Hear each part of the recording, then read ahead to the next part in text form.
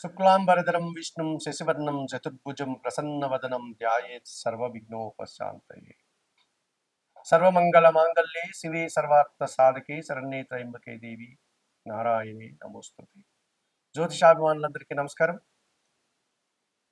2025 మే నెల 18వ తారీఖు ఆదివారం రోజు పూర్వాభాద్ర నక్షత్రం 3వ పాదము ద్వారా మీనరాశి నుండి రాహువు సాయంత్రం 5 గంటల ప్రాంతంలో కుంభరాశిలోనికి ప్రవేశిస్తున్నాడు. అదే రోజు అదే సమయానికి కేతువు కూడా ఉత్తర నక్షత్రం 1వ పాదము ద్వారా కన్యారాశి నుండి సింహరాశిలోనికి సాయంత్రం 5 గంటలకు ప్రవేశిస్తున్నాడు. అదే ఆదివారం రోజు. ఈ రకంగా మే 18 సాయంత్రం 5 గంటలకు రాహు మీనరాశి నుంచి కుంభరాశిలోనికి, కేతువు కన్యారాశి నుంచి సింహరాశిలోనికి ప్రవేశించడం వల్ల రాహుకేతువులు ఇద్దరూ కూడా తమ యొక్క మార్పును ప్రారంభించడం వల్ల ఈ 12 రాశుల మీద వీటి ప్రభావం ఎలా ఉంటుంది? సహజంగానే మనము ఈ ఛాయాగ్రహాలైనటువంటి రాహుకేతువుల గురించి మనం మాట్లాడుకున్నప్పుడు ఇవి ఒక్కొక్క రాశిలో 18 నెలల పాటు అనగా 1.5 సంవత్సర కాలం తమ యొక్క ప్రయాణాన్ని కొనసాగిస్తాయి. శని భగవానుడు ఎలాగైతే 2.5 సంవత్సరం ఒక్కొక్క రాశిలో ప్రవేశించే సంచారాన్ని కొనసాగిస్తాడో, గురువు ఎలాగైతే సంవత్సర కాలం తన సంచారాన్ని ఒక్కొక్క రాశిలో కొనసాగిస్తాడో, ఈ రాహుకేతువులు మాత్రం ఈ మే 18 నుంచి 18 నెలలు అనగా 1.5 సంవత్సర కాలం రాహు కుంభరాశిలో, కేతువు సింహరాశిలో తమ యొక్క సంచారాన్ని కొనసాగిస్తారు. సహజంగా రాహు గురించి మనం మాట్లాడుకున్నప్పుడు ఒక పొగ వంటి ఆకారం, భయంకర రూపం, నల్లని శరీరం, వాత ప్రవృత్తి కలిగినటువంటి స్వభావం, వన సంచారం, అతిధైర్యం, సాహసం, పదవి వ్యామోహం, జూదం, గ్యాంబ్లింగు, దురాశ, అత్యాశ, అన్య భాషాభిమానం, అన్య దేశాభిమానం, బలాత్కారం, భ్రష్టత్వం, దొంగబుద్ధి, గొడవలు, కలహాలు, యుద్ధాలు, కేవలం ధనార్జనే ధ్యేయంగా ఉండడం, లేక పదవే ప్రధానంగా భావించడం, కుల మతాలను వ్యతిరేకించడం, సంస్కృతి సంప్రదాయాలను త్యజించడం, ఇటువంటి ఈ లక్షణాలన్నీ ఈ రాహువుకు ఉంటాయి. గంగా స్నానం, పితృతర్పణాలు, మరణాలు, శ్మశాన భూములు, ఇటువంటి స్వభావం కలిగినటువంటి ఈ రాహువు ఇప్పుడు కుంభరాశిలోకి ప్రవేశించాడు. ఇక కేతువు ఇంచుమించుగా రాహు లక్షణాలన్నీ కలిగి ఉండి వాటితో పాటు వైరాగ్యం, మంత్రజపం, అనుష్ఠానం, వేదాంతం, దైవజ్ఞానం, నిరాడంబరత, దీక్షలు, వ్రతాలు, పూజలు, తీర్థయాత్రలు, భిక్షాటన, తంత్ర విద్యలు, సన్యాసం, దేశాటన, తీర్థయాత్రలు, సంసారానికి దూరంగా ఉండడం, నపుంసక లక్షణాలు, సన్యాస లక్షణాలు, ఇవన్నీ కూడా కలిగి ఉంటాడు ఈ కేతు. మరి ఇటువంటి కేతు ఇప్పుడు సింహరాశిలో 18 నెలల పాటు ఆయన ప్రయాణాన్ని కొనసాగిస్తున్నాడు. అందుకే మన వాళ్ళు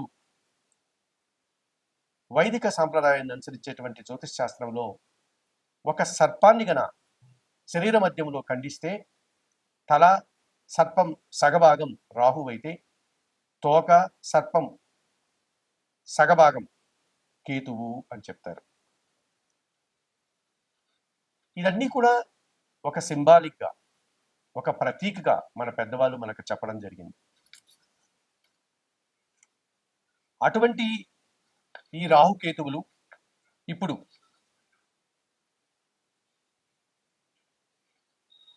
కుంభరాశిలో రాహువు, సింహరాశిలో కేతువు సంచారం కొనసాగుతోంది. మరి 12 రాశుల మీద వీటి ప్రభావం ఎలా ఉంటుంది? ఈ రాహుకేతువుల యొక్క ప్రభావం 12 రాశుల మీద ఎలా ఉంటుంది?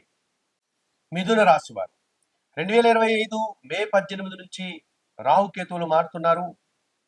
రాహు మే 18 సాయంత్రం 5 గంటల నుంచి కుంభరాశిలోనికి ప్రవేశించి 18 నెలల పాటు తన సంచారాన్ని కొనసాగిస్తాడు. 2025 మే 18 సాయంత్రం 5 గంటలకు కేతువు సింహరాశిలోనికి ప్రవేశించి తన ప్రయాణాన్ని కొనసాగిస్తాడు.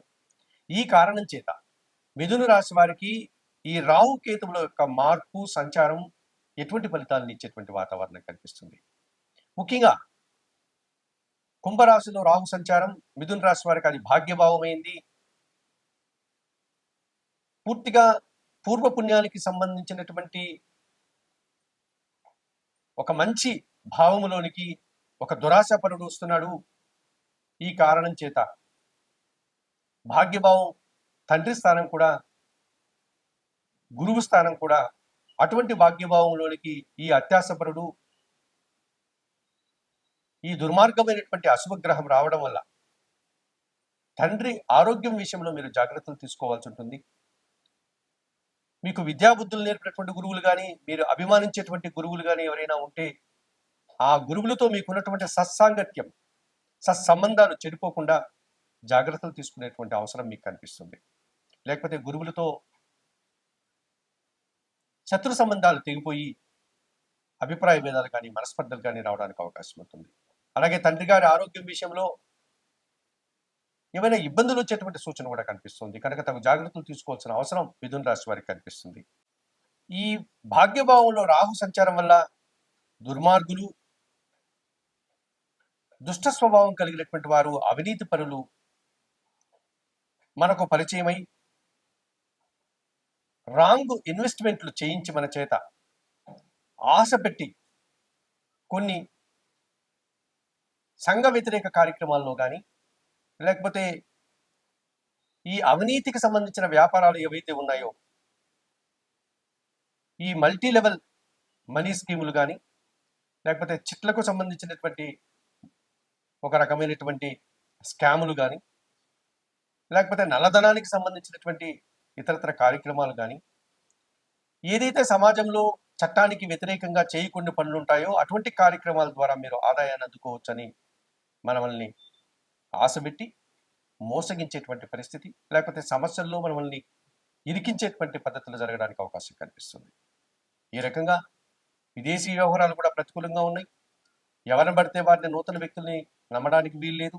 మోసపోయేటువంటి అవకాశం ఉంటుంది. పూర్వపుణ్యం పూర్తిగా మనం పోగొట్టుకున్న వాళ్ళం అవుతాం. ఈ రకంగా అతి జాగ్రత్తగా మిథున రాశి వారు భాగ్యభావంలో రాహు సంచారంలో జాగ్రత్తలు తీసుకోవాల్సిన అవసరం కనిపిస్తుంది.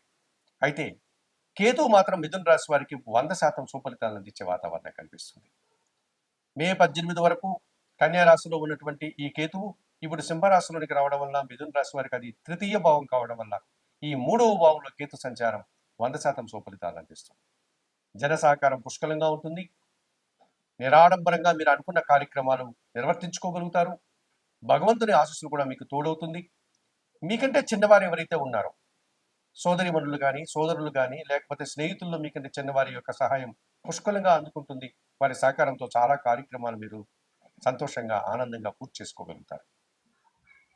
ఎటువంటి కార్యక్రమం మీరు చేయాలనుకున్నా ఏమాత్రం ఆడంబరం లేకుండా అనవసరమైనటువంటి ఖర్చులు లేకుండా ప్రశాంతంగా ఆ కార్యక్రమాన్ని మీరు పూర్తి చేసుకునేటువంటి పరిస్థితి మీకు ఏర్పడుతుంది ఈ కేతువు తృతీయ భావంలో సంచారం కొనసాగించడం వల్ల.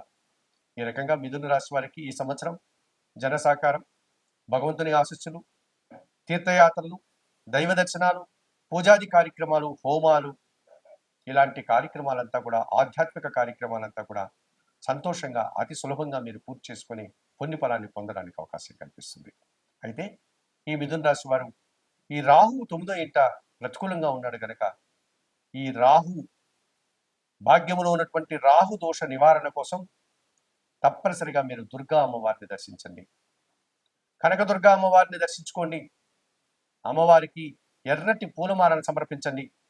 ఎర్రటి పండ్లను నైవేద్యంగా సమర్పించండి. శ్రీదేవి ఖడ్గమాల స్తోత్రం చదువుకోండి. శ్రీ సూక్తం చదువుకోండి. మినుములను పేదవారికి కానీ లేక కనకదుర్గా ఆలయంలోని పురోహితుల వారికి కానీ దానం చేయండి.